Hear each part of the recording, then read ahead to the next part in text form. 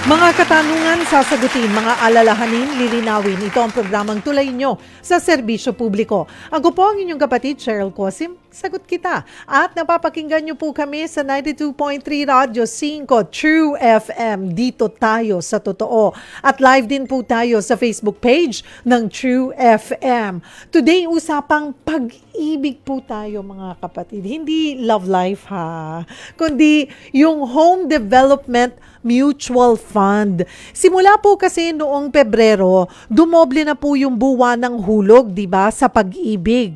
Tinutulan po ito ng ilang mambabatas at mga grupo. Pero ang sabi po kasi ng ahensya, long overdue na ang contribution hike.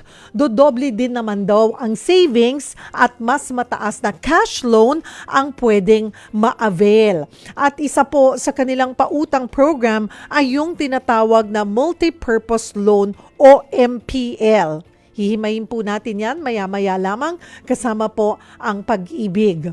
At ang ating question of the day, mga kapatid, gusto mo bang mag-loan sa pag-ibig fund at bakit? Saan nyo gagamitin ito? Kung may gusto po kayong idulog, magkakasama natin ang pag-ibig, may mga inquiries po kayo, maaari po kayong mag-post sa ating live stream at mamaya po i-accommodate po natin yan. Pwede rin po kayong tumawag sa ating tanungan hotlines sa 8631-5788 or sa 8631-6674. Again, that's 8631-5788 or sa 8631-6674. Oras natin mga kapatid ay 5 minuto makalipas po ang 4:00 ng hapon at bago po tayo pumunta sa ating talakayan ay I'm not sure baka po sa inyo ay marami pang hindi nakakaalam. Makibalita muna po tayo dito sa nangyari sa may NAIA Terminal 3 kung saan sumiklab ang sunog sa Terminal 3 nga po at ang sinasabi ay umabot na sa 19 na sasakyan ang naapektuhan dito po sa NAIA Terminal 3 parking lot. Ayan po, 19 cars, 19 na kotse ang tinupok po ng apoy. Ano nga ba ang nangyari? Ano na ang update? Kasama natin ang ating News 5 correspondent na si Gary De Leon. Gary, ano ang update dyan sa NAIA Terminal 3? Cheryl, kanina nga nilaman na makapal na usok ang bahagi ng NAIA Terminal 3 open parking lot sa Pasay City, 1:30 ng hapon. Ilang sasakyan ang nakitang lumiliyab at nasusunog ng rumusponde ang NAIA Terminal 3 fire truck. Nagsimula ang apoy sa isang SUV na nakaparada at mabilis na kumalat sa mga katabing nakaparadang sasakyan. Malakas ang hangin at tuyo ang mga damo sa paligid, kaya gumapang ang apoy sa mga 50 metro ang layo, kaya nasunog din ang nakaparadang sasakyan sa kabilang parte ng parking lot. 19 na sasakyan na natupok ng apoy, na karamihan ay mga sasakyan ng empleyado at mga sumusundo sa kaanak sa airport. Grass fire o naiwang flammable material sa isang kotse na nababad sa 41 degrees Celsius na init ang iimbestigahan ngayon ng Pasay Central Fire Station. 1:50 ng hapon nang ideklarang fire out ang sunog. Wala naman nasaktan sa insidente pero pakiusap na may-ari ng mga sasakyan sa nagpapaupa ng parking lot ng NAIA Terminal 3 na sana raw ay matulungan sila. Paalala rin sa mga kababayan natin, lalo na sa mga susundo sa NAIA Terminal 3 na nasa loob pa at hindi alam na nasunog ang kanilang sasakyan, ay agad din silang bumaba at hanapin ang kanilang mga sasakyan para masiguro na buo pa o nandoon pa sa parking lot yung mga sasakyan nila. Cheryl. Gary, ano ulit yung pinagsususpetsahan na pinagsimulan ng sunog? Sheldon, ang sabi kasi ng BFP, galing daw ang sunog sa isang SUV na bigla na lamang daw nagliyab at gumapang dahil nga yung grass doon ay tuyo na. Iniisip ng BFP maaring grass fire ito, may nag-itcha ng sigarilyo kaya umapoy, or maaaring ang may nag-iwan ng flammable material sa loob ng kanyang kotse sa tindi ng init ng araw ay sumabog ito at naging mitya ng apoy, Cheryl. So far, sabi mo nga, nananawagan ka doon sa mga nagpark dyan, baka hindi pa nila alam na nakasama o naging bahagi dito sa 19 na nasunog na mga sasakyan ay kanila. But so far, I don't know where you're at now. May mga napansin ka ba, nakita ka na o nakausap na isa sa mga may-ari ng sasakyan na nasunog?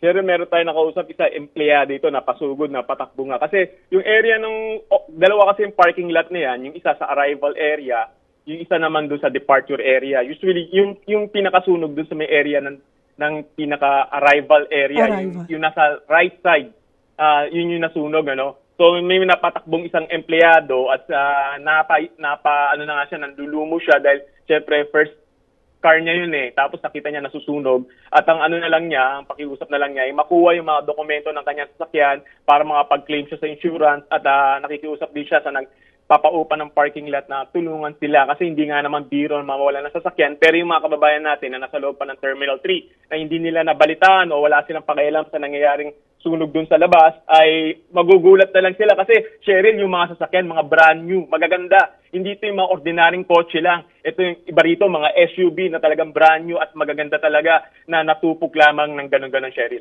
So kung arrival area, mga susundo yan sa pasahero? Tama po, mga susundo, mga nasa loob ng Terminal 3, siguro mga iba naghihintay doon, hindi nila alintanay nagaganap na sunog sa labas. Kaya dahil sa sobrang init na rin siguro, tinamad na lumabas at medyo mahaba yung lalakarin, kaya hindi nila napansin. Kanina dalawa pa lang yung nakita natin nagkiklaim ng kanilang sasakyan. Hanggang sa ngayon ay wala pa yung iba, no? Hindi pa rin nila alam yung sitwasyon na nangyari sa kanilang sasakyan, Cheryl. Pero grabe din, 1:30, past a little over, past 1:30 nangyari. Gaano kabilis na apula yung apoy? Parang 15 minutes lang kasi Cheryl, may sariling bumbero ang NAIA Terminal 3 at napaka-high-tech ng kanilang fire truck. Kaya lang hindi umubra yung fire truck nila dahil syempre, bago makaikot to, mata-traffic pa. At isa pa, sobrang lakas ng hangin, tapos tuyo-tuyo yung damo, kaya yung apoy sobrang lakas, kaya yun, hindi na rin nila naapula. At yung pagkakasunog ng mga sasakyan, Cheryl, hindi basta sunog lang, talagang totally damaged. At makikita mo, mga bakal, yero na lang yung natitira. Ganon katindi yung apoy na naranasan ng mga sasakyan, Cheryl. Pero yung simpleng upos ng sigarilyo, pwede bang mag-cause ng ganyan?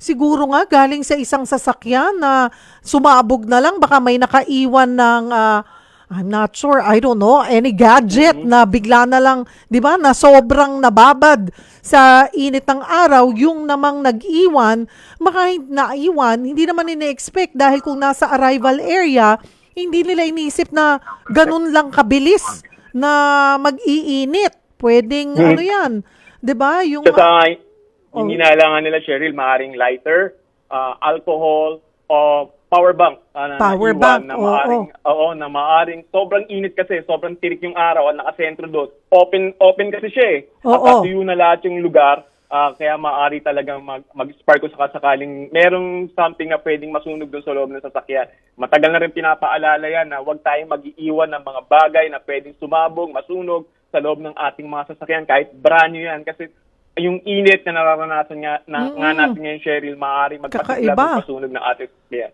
Oo, kakaiba siguro, magandang balita na lang doon. Walang nasaktan, walang nadamay, nabuhay. Tama ka, Cheryl. Sa ngayon, yung mga kababayan natin na magkiklaim ng kanilang sasakyan, nilinyahan kasi ito, nilagyan ng yellow lake at magsasagawa pa talaga ng investigasyon yung Bureau of Fire. At ang gagawin na lang siguro nila kung wala silang makuha ng dokumento, siguro yung mga plate number nilang, kasi visible yung mga plate number ng iba, at puntahan na lamang nila sa open parking na NAIA at bantay sarado ito ng mga pulis sa ngayon, Cheryl. So, contained na. Oo, contained na, wala nang apoy, tahimik na. Pero yung mga ibang sasakyan dyan, sumimple na, kailangan na tanggalin. Patatanggal na siguro nila yung mga ibang na-spare na mga sasakyan dyan. Lalo na yung mga inabutan ng mga yellow lane na nasama sila doon sa linagyan ng linya. Siguro makipag-coordinate sila sa NAIA. Oo. Kinurdonan kasi na. Tama, Oo. Okay, thank you for the update, Gary. At siguro we'll try to get an update again, but at least now we know na wala nang kailangang ipag-alala dahil wala na, naapula na yung sunog. Tama po, dito sa NAIA ay okay na, balik sa normal sitwasyon, maging traffic ay balik na sa normal, wala na dapat tayo kabahala, lalo na yung mga babiyaya, sasakay ng eroplano sa Terminal 3 ay maayos na po ang sitwasyon sa ngayon, Cheryl. Maraming salamat, News 5 correspondent Gary De Leon. Oras natin mga kapatid, it's 4:12. Mamaya po pag-usapan natin ang multipurpose loan ng pag-ibig. Kung kayo po ay may mga nais itanong o nais idulog, maaari po namin kayong idiretsong i-connect po sa pag-ibig. Sumali po kayo sa ating discussion, i-post nyo po sa ating live stream, or maaari rin po kayong tumawag para diretso nyo po silang makausap sa ating tanungan hotlines 8631-5788 or 8631-6674.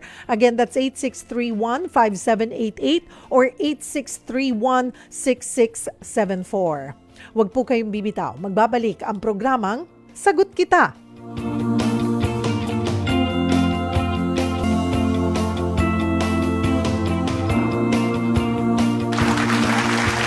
Nagbabalik po ang programang Sagot Kita kasama ang inyong lingkod, Cheryl Cosim. Ang ating question of the day, gusto mo bang mag-loan sa Pag-ibig Fund? At bakit? Saan mo gagamitin yung gusto mong i-loan? Pero ang tanong, active member din po ba kayo ng Pag-ibig? Hindi naman pwedeng mag-loan ng hindi po active ang ating at regular po ang ating contribution.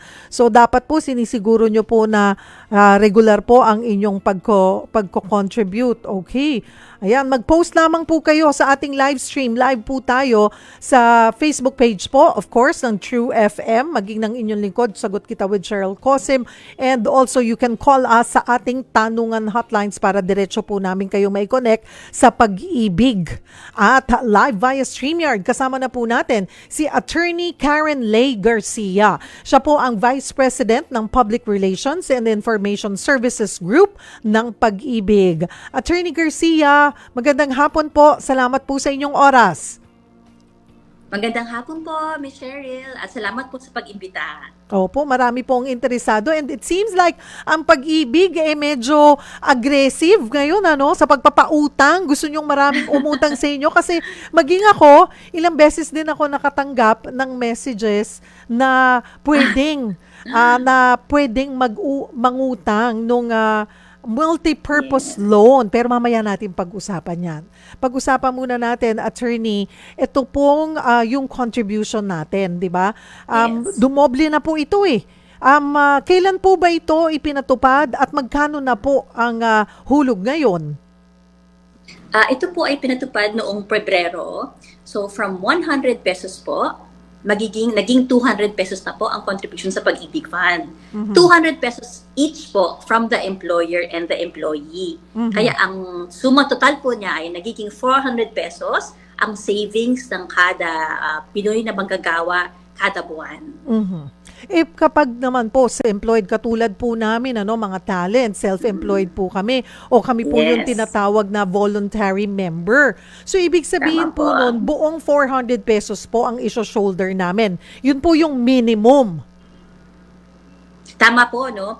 Meron po kaming table na makikita nyo na lang sa website sapagkat depende din po kung ano ang kita nyo pag self-employed. Pwede din po kasi self-employed yung mga market vendor po, di ba? Yes. So pag self-employed po kayo na ang income nyo, income level ay hanggang dun lang, ang mandatory lang po ay 200 pesos. Pero po pag self-employed po kayo, gaya po ng mga talent po, like sa inyo po, yun po ay buong 400 pesos na. Pero yung pong 400 pesos, Attorney Garcia, ay yun po yung minimum. Pag po kami kasing mga self-employed, if we want it bigger, is that possible? Basta minimum 400? Tama po, oo. So wala pong maximum sa pag-impok sa Pag-ibig Fund. Basta po ang minimum ay usually 400 pesos. And again, klaruhin natin pag kayo po yung mga tindera or tricycle driver, ano po yung minimum ay yung max ay yung kanilang earning para pasok sila doon sa meron pong 1% tsaka 2% Yes. Tama po ba? Paki-explain nga po. Actually, tama po, oo. Sa batas po kasi talaga, ang nakalagay po doon ay 2% of the maximum fund salary ang nakalagay. That's the legal term, maximum fund salary. So, ang Pag-ibig Fund po, ang nangyayari ay we set the maximum fund salary. So, yung 2% po na naging 400 pesos, that is based on the maximum fund salary of kung tama ang math ko po ay 15,000 pesos. Ayan. Okay. So, ayun po. So, hindi kayo mape-pressure, hindi mabigat. Pero bago ko po, paano naman po pag overseas Filipino workers, yung mga OFWs natin, kasama rin po ba doon sa dumoble? Yes po, tama po. Para sa ating mga OFW, kasama po kayo doon sa covered ng from 200 pesos ang mandatory. Ngayon po ay 400 pesos na kada buwan. Mhm. Pagdating naman po sa ating mga kasambahay, again, sa mga amo po, Yes. abay mahalaga po, kasama po sila ha, sa dapat na Yes. binibigyan po natin ng isa sa na benepisyo, hindi lamang SSS o yung PhilHealth, kasama po ang Yes. pag-ibig. Magkano naman po pagkasambahay? Tama po. So, ang especially po for kasambahay, may nakaset po kami na salary nila. Kung hindi po ako nagkakamali, it's at 5,000 pesos. So, if it's below 5,000 po, nasa 200 pesos kayo. At pag above 5,000, nasa 400 pesos na po kada buwan. Mhm. Meron pa rin po kasing kagaya po ng ilang mga babatas, sabi nila it's not timely sa hirap ng buhay. Pero ang sabi nyo naman po sa ahensya, long overdue na ito. Kailan ba dapat nagtaas pa yung contribution? Yes. So, actually po, noong 2019, kami po ay nag-announce na magtataas ang contribution. At ang reasoning po namin noon ay 1986 pa po nakaset ang 100 peso contribution rate ng Pag-ibig Fund. So, tinignan namin magkano pa kasi yung 1986 noon at magkano na ang 100 pesos ngayon. Ang mandato po kasi ng Pag-ibig Fund, kailangan po natin alalahanin ay kailangan may forced savings po ang Pinoy na manggagawa. Ibig sabihin po, pag retire nyo or pag after 20 years sa Pag-ibig Fund, may makukuha kayong tinatawag na lump sum. So ngayon, okay, tinignan namin, ang value na lang po ngayon ng 100 pesos ay nasa 11 pesos na lang. Kung noong 1986 po ay buo po ang value ng 100 pesos, ngayon po ang value ng 100 pesos ay 11 pesos na lang. Meron po ako nakitang interview noon, tinanong, magkano lang, ano daw po mabibili mo sa 100 pesos ngayon? Ay, 2 banana Q na lang. 2 banana Q na stick. Kaya po naisip namin, palakihin na po ang contribution sa Pag-ibig Fund para malaki din ang forced savings ng Pag-ibig Fund members. Oo. So, yun po yung naging basihan talaga po ng pagtataas. Mayroon pa po bang pinagbasihan para nga po doblehin ang contribution po natin sa pag-ibig? Yes ma'am, meron din po kaming iba pang rason. Isa na po doon ay ang Pag-ibig Fund po ay ang pinaka-affordable na housing loan.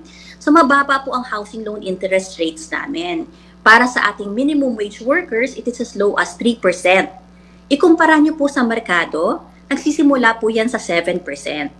So dahil po affordable ang aming housing loan, parami din ang umuutang sa Pag-ibig Fund para sa bahay, para sa housing loan. Saan po nanggagaling ang pera ng Pag-ibig Fund? Ito po ay nanggagaling sa contributions ninyo lahat, nating lahat, no? Kaya if we want to keep lending out at cheap rates for housing loan, kailangan din po namin ng cash na pwedeng ipahiram. So isa din po yan sa rason kung bakit nag-increase na po kami ng contributions. So, ma-expect natin na mas malaking cash loan na yung makukuha nga ng Pag-ibig members. Can you tell us Yes. more about this, Attorney Karen? Yes po, dahil po dumoble po ang Pag-ibig Fund savings nyo, doble din po ang benepisyo nyo sa Pag-ibig Fund. Aling benepisyo po ito? Unang-una, yung inyo pong nabanggit na cash loan o multipurpose loan. Kung dati po, kunyari 5 years na po kayong miyembro sa Pag-ibig Fund, at ang nauutang nyo sa multipurpose loan ay 11,000 pesos lang, ngayon po, dodoble na siya to 22,000 pesos. At meron din po kami sa pang-benepisyo para sa claims naman. Tinatawag nilang claims, o yung nakukuha nyo pong lump sum pagpa-retire na kayo. Kung dati po, after 20 years, ang nakukuha nyo sa Pag-ibig Fund ay nasa 86,000 pesos. Ngayon po, dahil dumoble tayo, ang makukuha nyo na po ay 172,000 pesos. So ito po, lahat ng pinapasok nyo sa Pag-ibig Fund, lahat ng iniimpok nyo sa Pag-ibig Fund, ay babalik din sa inyo, plus dividends. Ibig sabihin, pinalugo po namin yung savings nyo, kikita po siya with Pag-ibig Fund. Okay, eto attorney, marami pong ganitong sitwasyon. Isa na ako doon, no? Matagal na akong member, pero natigil yung paghuhulog ko. Kailan lang Okay. ako ulit? Last month bumisita ako para nga maging active ako ulit. So, Yes. ibig bang sabihin, hindi muna ako makakapag-loan? Gaano katagal yung pwede kong hintayin, na kailangan kong hintayin para makapag-loan na ako ulit? Okay. So, ito po ay dati na po kayong Pag-ibig Fund member, no? Siguro mga at least 2 years na kayong Pag-ibig Fund member. Yes. Tama po? Opo. Oh, yes. So, natigil. So, kailangan lang po, ang tinatawag namin is to reactivate yung membership. Ibig sabihin, basta po maisak kayong hulog in the past 6 months, available na rin po agad ang lahat ng programs at benefits ng Pag-ibig Fund sa inyo. At sabi nyo So, nga po, yes. lumalabas na parang pwede hanggang 80% noong total na naihulog na. Posible, hindi naman all the time na-approve, pero posibleng ganun kalaki yung ma-loan. Tama po, tama po. So sa Pag-ibig Fund, multi-purpose loan, pwede kayong humiram ng up to 80% ng inyong savings with Pag-ibig Fund. So bakit 80% lang? Minsan tinatanong, bakit hindi 100%? Oh. Ang mandato pa rin po namin ay meron kayong ma-save, meron kayong Oo. makuha pag pa-retire na kayo. Kasi baka iisipin ng iba, pera ko naman yan, hinulog ko naman yan, Yes. hindi naman sa inyo yan eh. Pero, tama rin naman po, pagdating sa kasi di ba ngayon, syempre, may mga bank, kung ano-anong mga lending app din. Nako, Yes. bakit sa Pag-ibig yung pinakamaganda? Maganda ba ang interest rates nyo? Yes, una po, okay, kailangan yung isipin na ang Pag-ibig po para siyang malaking paluwagan. Kasi lahat po tayo nagbibigay sa Pag-ibig Fund ng contribution. Pag nagbigay ka po ng contribution at umutang ka, syempre po, hindi naman po libreng mangutang. So, meron kaming binibigay na interest on the loan. Yung interest po ng Pag-ibig Fund, it's not lower or higher than other financial institutions. Ibig sabihin, nasa 10.5% po siya. Pero isipin nyo, yung interest po na binabayad nyo, pinapalaki po niya yung buong pondo. So, kumikita po ang buong Pag-ibig Fund doon para po, pag-retire ninyo, mas malaki na yung savings na nakukuha nyo. So, yun po isipin natin, paluwagan siya. Kung kunyari na lang po, umutang kayo sa bangko, yung interest doon, hindi naman pumupunta po sa other Pag-ibig Fund members. Pumupunta lang po siya sa bangko. Sa Pag-ibig Fund, pag namutang kayo, yung interest ay Napapakinabangan.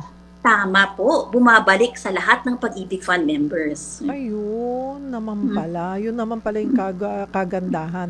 Ang tanong din, tinitingnan ba kung saan gagamitin po yung pera bago mag-approve ang loan? Kasi at saan ba pwede gamitin? Kasi kagaya po nito, no, sine-check ko lang minomonitor ko yung mga messages ng ating mga kapatid. Ang sinasabi niya, gusto niyang gamitin pang negosyo. Pwede ba Yes. yun? At kung saan-saan pa, saan ba pwede?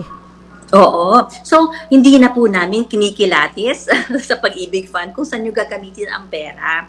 Kaya po ang tawag sa kanya multi-purpose loan kasi po pwede siya para sa lahat ng bagay. Pwede pang tuition, pwede pang negosyo, pwede pang bakasyon, no? So, pwede pang bili ng bagong gadget, pwede din po.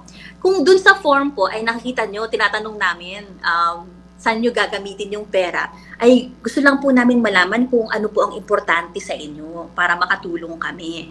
So pag nakikita po namin na karamihan sa inyo ay ginagamit pang negosyo, then we can do something po sa policy making namin ng sa Pag-ibig Fund na mag-isip pa ng way na i-market o palaki kung pang negosyo nga ang ginagamitan ng karamihang tao. So yun lang po, hindi po namin tatanungin, hindi po namin kikilatisin kung bakit kayo kumukuha ng multi-purpose loan sa Pag-ibig Fund. Okay. Marami nang interesado. So paano ba makakapag-apply for multi-purpose loan? Pwede na po Yes. ba yan online? Katulad po ng sinabi ko, Attorney Karen, parang nakakadalawa or 3 beses na nga yata akong nakakatanggap ng good news. Ayan. You are now qualified for a Pag-ibig multi-purpose loan. So, pag nakakuha tayo ng message na to, for sure, na-generate na yan ng system nyo na,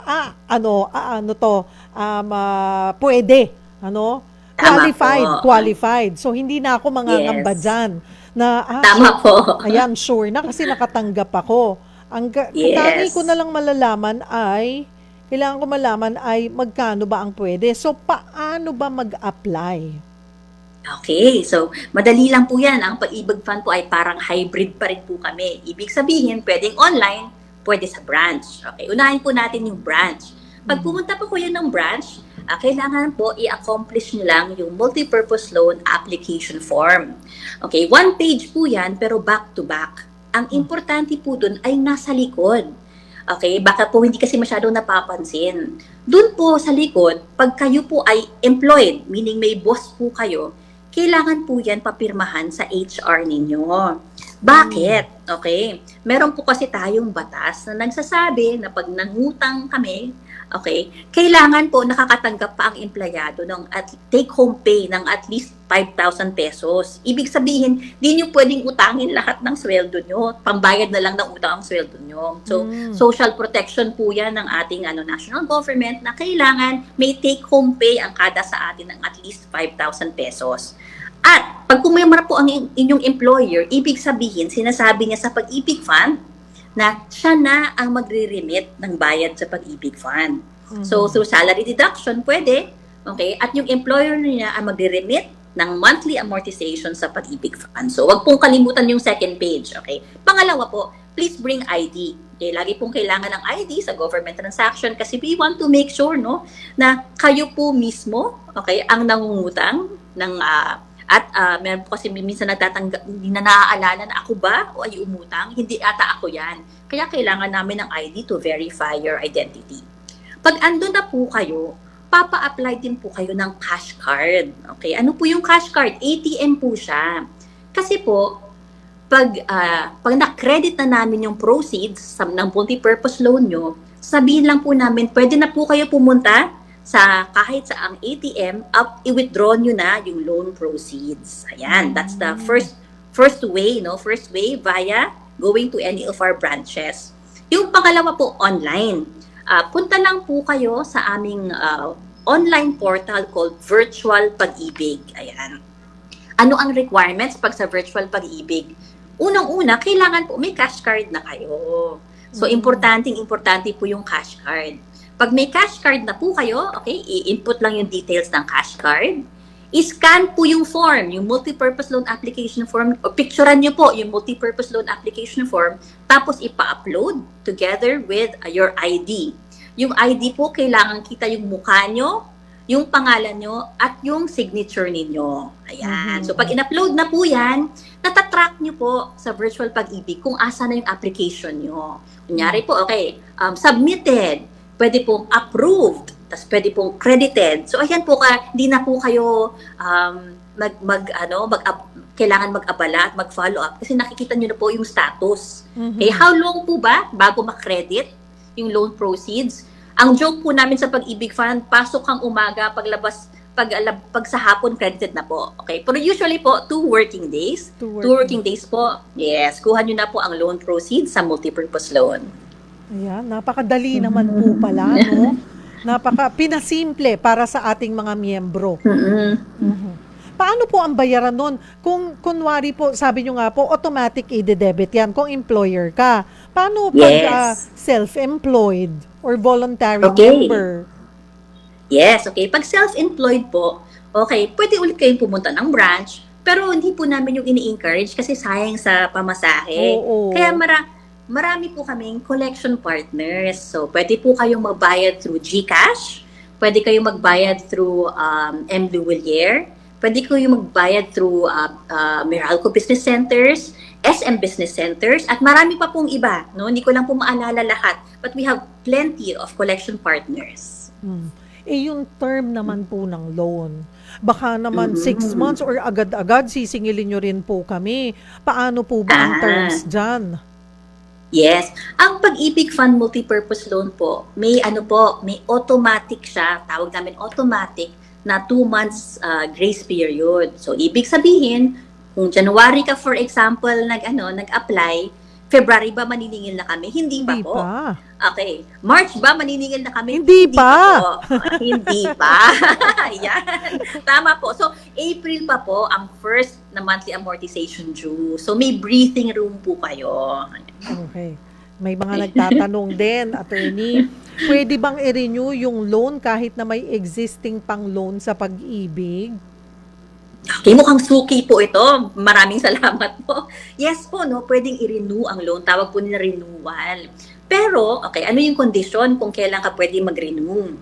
Dapat po at least nakabayad ka na ng at least 6 months sa inyong existing multi-purpose loan. After that po, pwede na kayo mag-renew. Mhm. So, gano'n naman pala.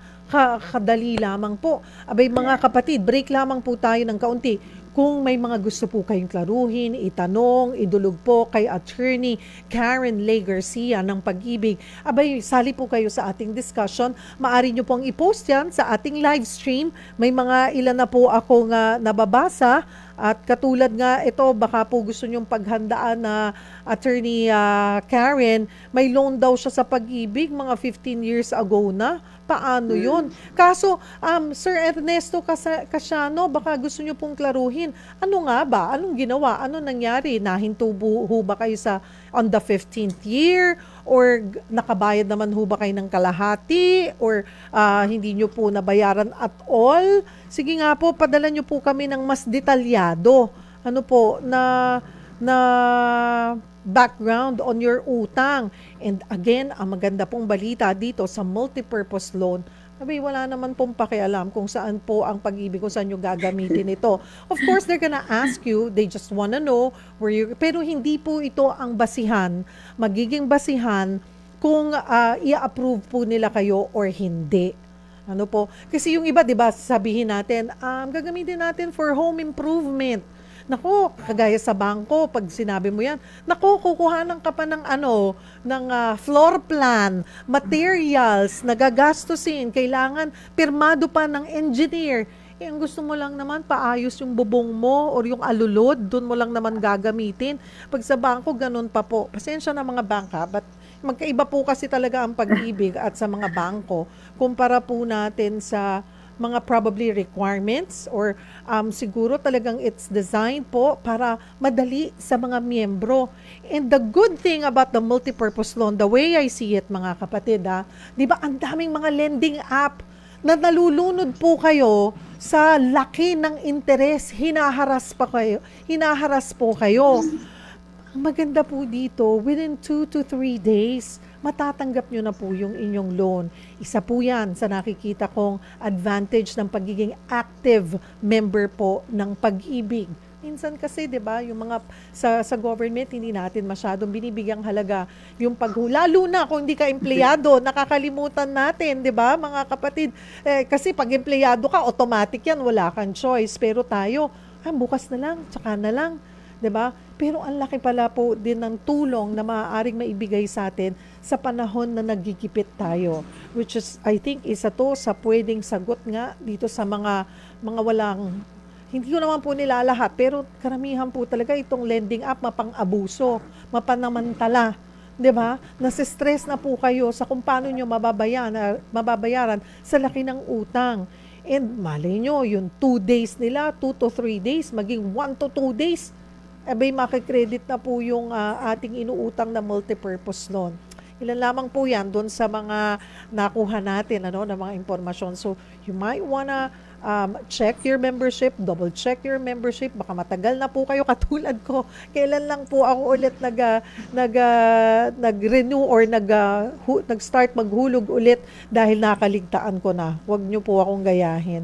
Pangalagaan po natin at the end of the day, pagdating po ng ating pagre-retiro, isa rin po yan sa makakatulong sa atin. Huwag po kayong bibitaw. Patuloy po nating makakasama ang Pag-ibig Fund. Magbabalik po kami dito sa programang Sagot Kita. Totoo. Ang bilis po ng oras. Nasa huling bahagi na po tayo ng ating programang Sagot Kita. Ako po ang inyong kapatid Cheryl Cosim. Ang ating question of the day, gusto mo bang mag-loan sa Pag-ibig Fund at gamitin po itong multi-purpose loan po nila at bakit? Saan nyo po ba yan dadalhin? Sali po kayo sa ating discussion. Kasama po natin si Attorney Karen Lay Garcia mula po sa Pag-ibig. Ang pinakamahalaga po dito sa aming programa, matugunan po namin ang inyong mga katanungan Ayan, kaya Attorney Garcia, punta na po ako sa ating callers at mga messages po ng ating netizens ha, para po matugunan natin. Unahin ko na si Jero ng Quezon City. Hi Jero! Hello po, ma'am. Good afternoon, ma'am. Good afternoon. Anong may paglilingkod ng pag-ibig sa iyo? Ma'am, actually po, ma'am, for application po ako ngayon ng MPL. Ma'am, ang MPL? concern- Opo, Oo. multipurpose loan po. Nag-apply po kasi ako ngayon ng work, kailangan ko po ng budget. Ngayon, ang inaano ko po kasi, may nadi-denied po ba dun sa MPL? Kung meron pong na-deny daw po or Denied, na, yes, ma'am. na-turn down, Attorney Garcia. Naku, nakamute po yata kayo. Nakamute po kayo. Saan ba may problema? Guys? Ayan, attorney? Ayan, yes. Ayun. Sir Jello, ayan po, ayan. Sir Jello, so yung tanong yung may nadi-deny ba sa MPL? Opo, may nadi-deny. Tapos tinatanong ko bakit? Minsan po walang pirma yung signature. Actually, that is, kaya po kanina, kung nakikinig po kayo, in-emphasize ko po yung likod ng application form na pirmahan. Kasi yun po yung lumalabas na number one reason for disapproval ng application. So, most of the time po, kailangan lang po kasi yung forms. Kailangan lang i-fill upan yung forms ng maayos at pirmahan. Oo. Jero, kailan ka ba nag-apply? Ano po, actually nasa akin pa po yung for application ko kasi po, kailangan ko pa pong i-posted po yung one payment po, then magpo-post pa po siya ng 3 days. Then, ang inaano ko rin po kasi, isa pang concern po, yung sa loyalty card ID as ATM. Kasi Okay. po, ma'am, doon po sa mga pag-ibig outlet po na pinuntahan ko, hindi po sila available. Oh. Ito po ba yung aming cash card? Opo, yung cash card po, ma'am. Sige po. Naku, Sir Jello, tulungan ko po kayo kung pwede ko makuha yung details nyo after. Kayo naman po ay kumukuha na pala ng cash card, no, para matuloy ang inyong application. So, sige po, Ma'am Cheryl, Opo. if you can get the details. Oo, later. Jero, kukunin niya, sino bang kasama natin? Kathy. Si Kathy ba tayo? Ayan. Ayen, kunin natin yung contact number ni Jero. At Jero, ibibigay namin yung iyong detalye kaya Attorney Garcia para sila na makipag-ugnayan sa'yo at ma-action na natin yan ng mabilisan. Yes, ma'am. At para Maraming salamat po. makasiguro din tayo na hindi mo makalimutan pirmahan yung nasa likod ng application form. Yes po, ma'am. Oo. Alright, Jero. Kathy or Ayen, make sure that we have the full details of Jero, please, and then we'll forward it to Attorney Karen Garcia. Punta po tayo sa ating next caller, Attorney, si Elviro Pablo ng Antipolo. Hi, Mang Elviro! Oo, ma'am. Good afternoon. Pakilakas lang po. Ma'am, Pakilakas. narinig ko ka. Palagi ako nanonood ay nakikinig sa inyo, ma'am. Salamat po. Oo, ang ganda. Oo. Ano po, Oo, nakikinig ka ako. ano pong may Ano paglilingkod pa tayo kayong namin? radyo, ma'am? Okay na po yung audio nyo. Oo, sige. Salamat, ma'am. Ano pong may paglilingkod namin sa inyo?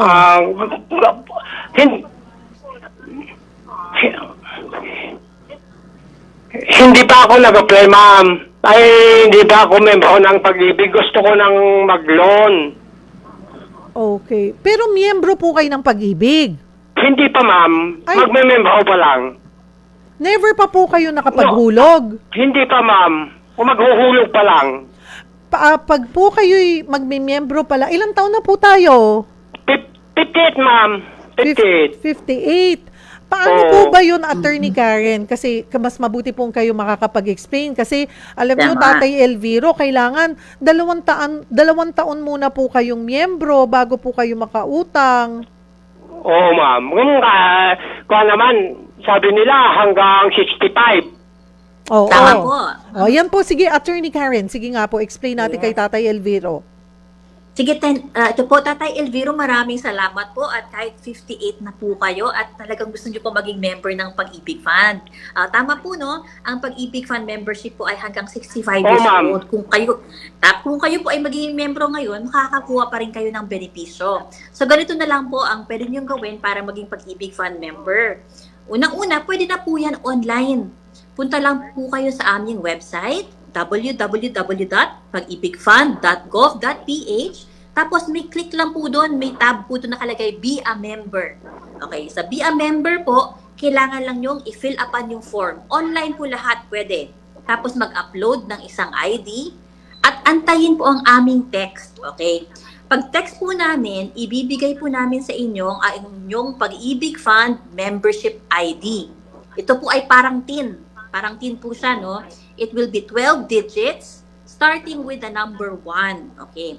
Sa lahat po ng, yan po ang magiging parang bank account number nyo sa Pag-ibig Fund. So, importante po yun. Pag-ibig Fund Membership ID. Now, pag nakuha nyo po yun, pwede na kayong maghulog po kahit saan. Kahit sa SM Business Center, Meralco, ma'am. Bayad Center, okay, pwede po sa GCash, ilalagay nyo lang po yung Pag-ibig Fund MID number ninyo. Hulog na po kayo kasi 2 years pa yung ma'am, hihintayin. nasubukan ko na nag-online, ma'am, noon. Oo. Ano lang, ang daming sumapaw-sapaw na pag-ibig. Noon, gusto, na 200 hulog ko sana noon. Kasi, may buwan noon. Kaso lang, may sapaw-sapaw na pag-ibig, iba-iba.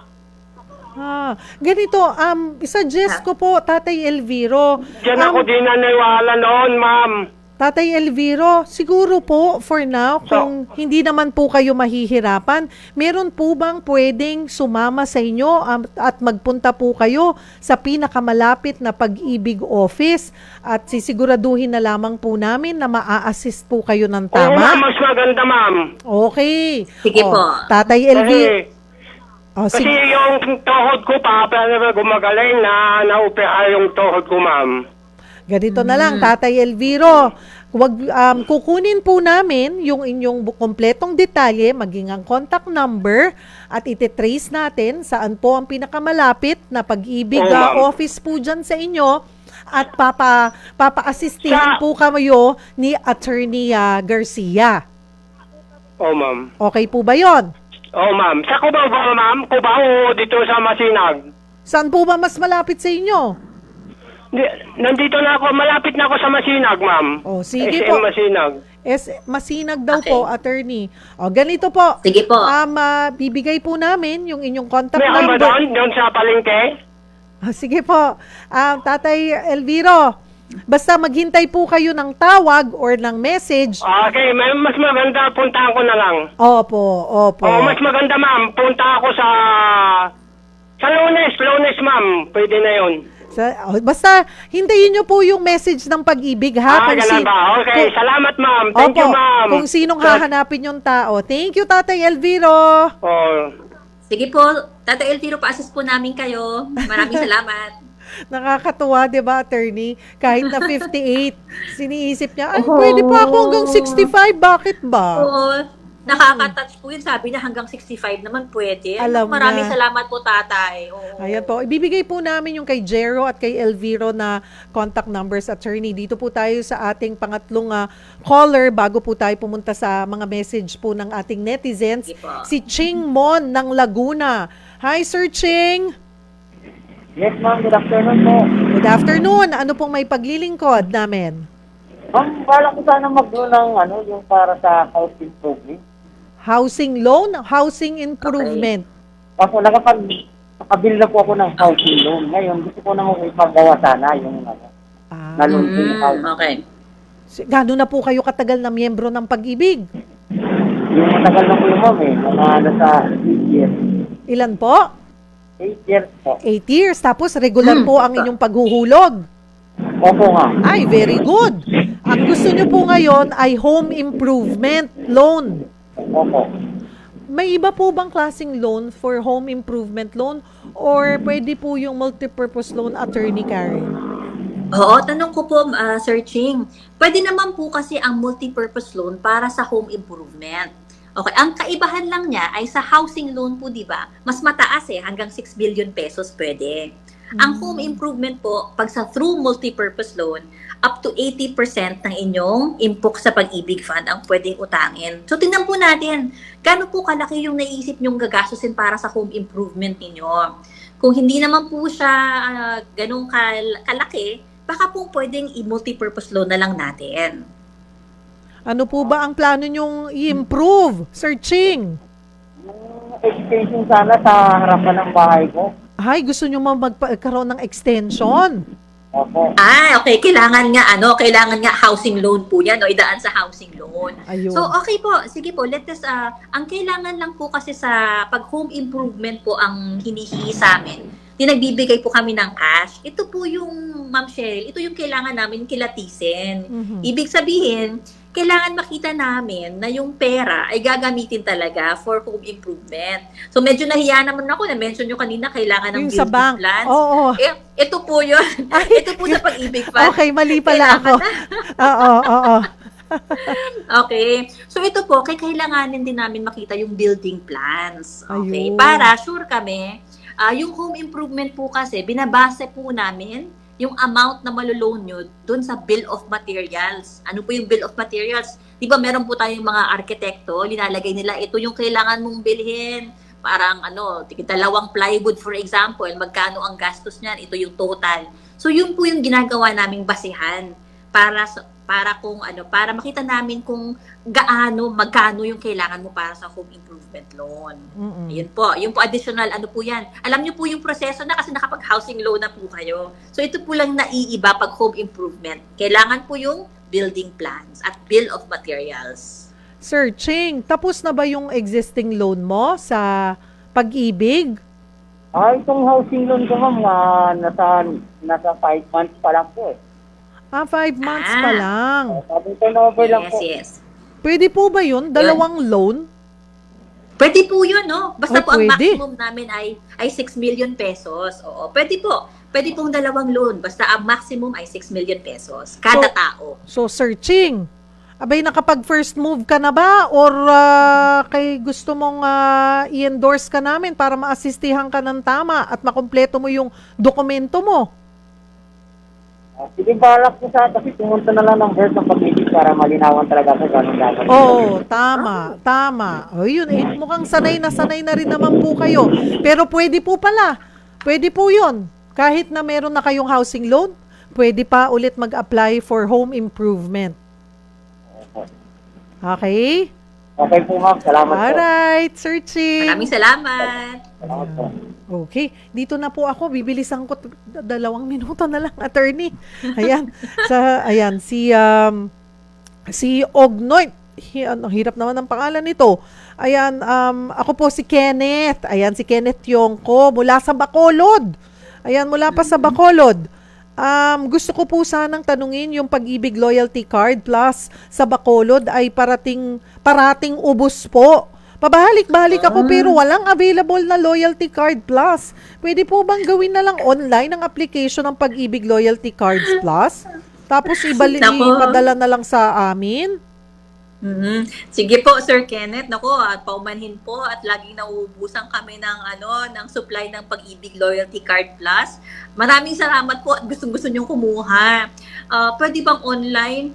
Hindi po kasi. Bakit? Kinukuha po namin ang fingerprints ninyo, tapos ang picture ninyo. Kaya on the spot din po yung issuance niya.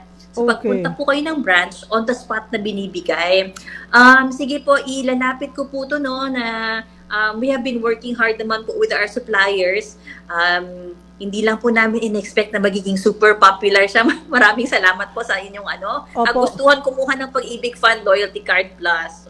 Pero siguro po, suggestion ko, attorney, yun po mga pumupunta at walang aabutan, sana po kinukuha yung contact number nila para pag meron na, tsaka na lang pababalikin para hindi pa balik-balik. At sila po yung magiging priority pag nagkaroon ng loyalty card kasi sila naman na yung una sanang kukuha, kaya lang wala nga pong available. Hindi po ba? Yes, so thank you very much po for that suggestion, Ma'am Cheryl. Sige po, okay.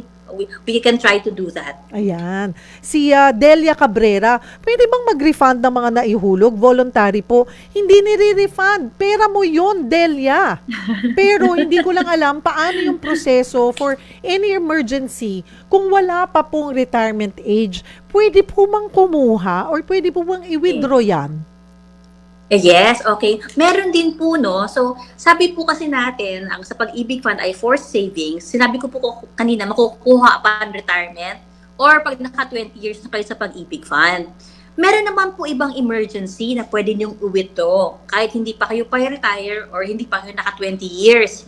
Ito po yung mga emergency. Kung meron po tayong incapacity, anong tawag doon? I'm sorry, the words are failing me right now. Ito yung, kunyari po, kung tayo ay nabulag, so may tawag po doon, no? You can po claim it. Kung kayo po ay separated from work for health reasons, okay? You can withdraw your Pag-ibig Fund savings. Kung kayo po ay paalis na ng bansa permanently, okay, you can withdraw your Pag-ibig Fund savings. Ayun po. Ayun po. So, kung wala po kayo dun sa emergency na mga sinabi ko, ay pwede nyo pong iutang through the multipurpose loan. Ayan Okay. po.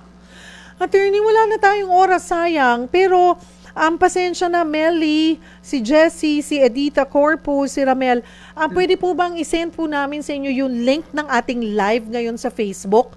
Nandun po yung mga komento. Baka po, isa po sa mga staff po ninyo or sa staff team po ng communications ay pwede pong sagutin po sila isa-isa, attorney? Yes po, yes po. Great, Yes po, okay. yes po, yes. Ulitin Okay. na lang po Naku, natin. ma'am, Ulitin na lamang po natin ito ulit. Yung pong mas libre po ang inyong schedule. But thank you for your time. Marami po Opo. tayong natugunan. At wag po kayong mag-alala. We are hoping, ayan po, Sir Alex, ayan, na maging Yes. maging regular na po ang pag-ibig dito sa programang Sagot Kita. Hinihintay na lang po namin yan. Malapit na, naniniwala po kami. Thank you, Attorney Yes, Karen. ma'am. Ayan po. Yes, ma'am. Thank you. Attorney- May I also give our contact center po sa Yes mga po. di na namin na-address, okay? Yes, At di na nakapag-send ng questions. You can contact us po 24/7 po bukas ang aming contact center. Pwede kayong tumawag, just dial 8 Pag-ibig or 87-244-244. You can also email us sa contactus@pagibigfund.gov.ph. Pwede pong makipag-chat sa aming website or pwede din po makipag-chat sa aming Facebook page, HJMF Official Page. Maraming salamat po. Thank you, Attorney Garcia ng Pag-ibig. Huwag po kayo mag-alala, magkakaroon tayo part 2, part 3, part 4, part 5, part 6, 7, 8, 9, and so on and so on. Thank you. Salamat po sa inyong oras. Overtime na po tayo. Naku, mamay-memo na naman kami sa principal's office. But salamat po mga kapatid. Kita-kita tayo bukas alas 4 ng hapon. Ito ang programang Tulay Nyo sa Serbisyo Publiko. Ako po ang inyong kapatid Cheryl Cosim. Sagot kita!